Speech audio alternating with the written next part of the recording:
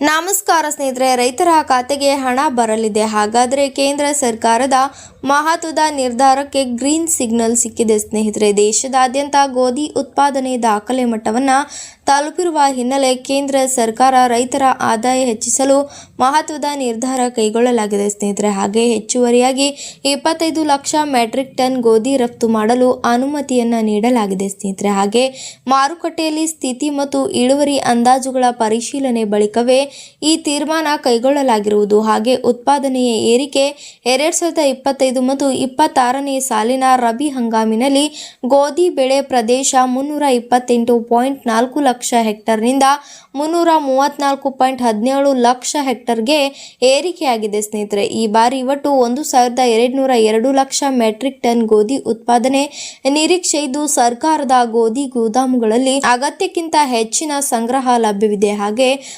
ಹಂತವಾಗಿ ರಫ್ತು ಅನುಮತಿ. ಕೇಂದ್ರ ಸರ್ಕಾರ ಗೋಧಿ ರಫ್ತಿಗೆ ಹಂತವಾಗಿ ಅನುಮತಿ ನೀಡುತ್ತಿದೆ ಸ್ನೇಹಿತರೆ. ಹಾಗೆ ಜನವರಿ 2026 5 ಲಕ್ಷ ಟನ್, ಫೆಬ್ರವರಿ 2026ರಲ್ಲಿ 25 ಲಕ್ಷ ಟನ್, ಇತ್ತೀಚೆಗೆ ಮತ್ತೊಂದು 25 ಲಕ್ಷ ಟನ್. ಇಲ್ಲಿಯವರೆಗೆ ಒಟ್ಟು 50 ಲಕ್ಷ ಟನ್ ಗೋಧಿ ಹಾಗೂ 10 ಲಕ್ಷ ಟನ್ ಗೋಧಿ ಉತ್ಪನ್ನಗಳ ರಫ್ತಿಗೆ ಅನುಮೋದನೆ ನೀಡಲಾಗಿದೆ ಸ್ನೇಹಿತರೆ. ಹಾಗೆ ರೈತರಿಗೆ ಲಾಭ ಹಾಗೆ ಪಡೆಯುವುದು. ರಫ್ತು ಹೆಚ್ಚಳದಿಂದ ಅಂತಾರಾಷ್ಟ್ರೀಯ ಮಾರುಕಟ್ಟೆಯಲ್ಲಿ ಬೇಡಿಕೆ ಹೆಚ್ಚಾಗುವ ಕಾರಣ ರೈತರಿಗೆ ಉತ್ತಮ ಬೆಲೆ ಸಿಗುವ ಸಾಧ್ಯತೆ ಇದೆ ಸ್ನೇಹಿತರೆ. ಸುಗ್ಗಿ ಸಮಯದಲ್ಲಿ ಬೆಲೆ ಕುಸಿತವನ್ನು ತಲುಪಿಸಲು ಸಹ ಇದು ನೆರವಾಗಲಿದೆ ಸ್ನೇಹಿತರೆ. ಜೊತೆಗೆ ಮಧ್ಯವರ್ತಿಗಳ ಪಾತ್ರ ಕಡಿಮೆಯಾಗುವುದರಿಂದ ರೈತರಿಗೆ ನೇರ ಲಾಭ ದೊರೆಯಲಿದೆ ಸ್ನೇಹಿತರೆ. ಸಮತೋಲನಕ್ಕೆ ಸರ್ಕಾರದ ಒಟ್ಟು ರಫ್ತು ಹೆಚ್ಚಳದ ನಡುವೆ ಕೂಡ ದೇಶೀಯ ಮಾರುಕಟ್ಟೆಯಲ್ಲಿ ಆಹಾರ ಲಭ್ಯತೆ ಮೇಲೆ ಯಾವುದೇ ಪರಿಣಾಮ ಬೀರುವುದಿಲ್ಲ ಸ್ನೇಹಿತರೆ ಎಂದು ಕೇಂದ್ರ ಸರ್ಕಾರ ಸ್ಪಷ್ಟಪಡಿಸಲಾಗಿದೆ ಸ್ನೇಹಿತರೆ. ಹಾಗೆ ರೈತರ ಲಾಭ ಆಗೋದರ ಜೊತೆಗೆ ದೇಶದ